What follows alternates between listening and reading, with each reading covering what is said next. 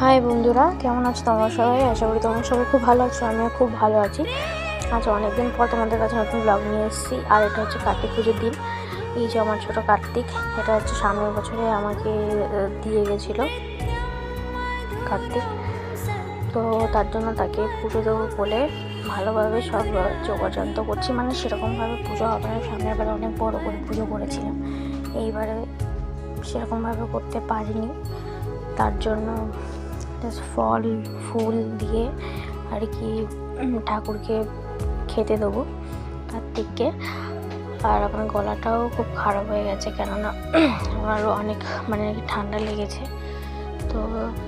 তো তোমাদের সাথে যেটুকু ভাবে শেয়ার করতে পারছি, বাজার থেকে মিষ্টি ফল ফুল সব নিয়ে এসছে এই ছোট্ট কার্তিকটার জন্য আমার। তো এখন আমি ফলগুলো কেটে নেবো, ঠাকুরের জল তুলে নিচ্ছি।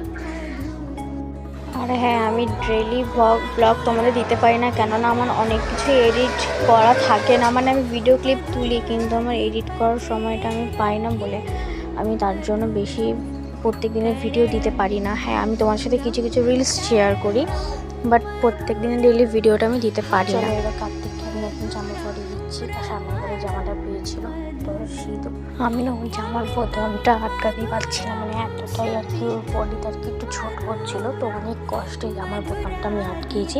আর ওকে একটু ফুল টুল দিয়ে সাজিয়ে দিচ্ছি। সবার প্রসাদ কাটা প্লেটে সাজানো হয়নি, কেটে রেখে দিয়েছি। এবার প্লেটে সাজিয়ে নেবো। তার জন্য যদি সেরকম পরিস্থিতি আমাকে আনে, তাহলে আমি নিশ্চয়ই বড় করে পুজো দেবো কার্তিককে। তো এইবারে আমি যেরকম পেরেছি, আমার যেরকম সামর্থ্য, আমি সেভাবে কার্তিককে দিলাম। কার্তিক তো বলেনি যে আমার পুজো বড় করে করো, কার্তিক তো বলেনি, যেটা মন থেকে যতটা আমি পেরেছি আমি ততটাই করলাম। তো তোমাদের সাথে এটাই শেয়ার করলাম। তো চলো, আজকে পর্যন্ত ব্লগ এই পর্যন্ত।